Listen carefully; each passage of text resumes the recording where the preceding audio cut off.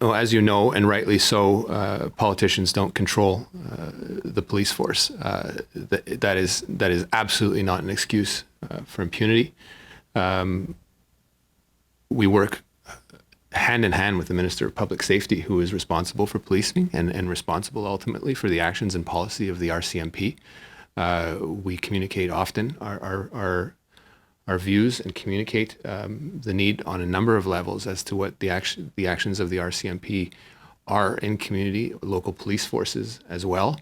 You have another dynamic of provincially delegated police forces, but it doesn't prevent us from stating our views privately and publicly, and ensuring that the communities and the feedback that they're providing to us as to the real and present fear with respect to people that are expected to serve them in their communities, to make them feel safe. The recommendations that have come out of the report, there are a number that focus on policing, increased needs for policing, and the way and manner in which policing is administered. My own riding in the city of Montreal has challenges in how it deals with Indigenous peoples. No one is immune from it, but by recognizing it, by speaking about it, by acting on it, by punishing those that are guilty of wrongdoing, we can move forward and all be safer as a nation.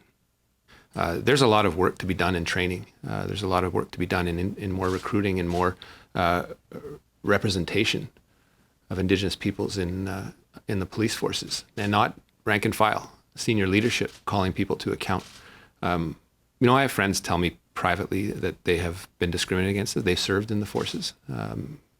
They've served in the RCMP. They're Indigenous and have quit for a number of reasons.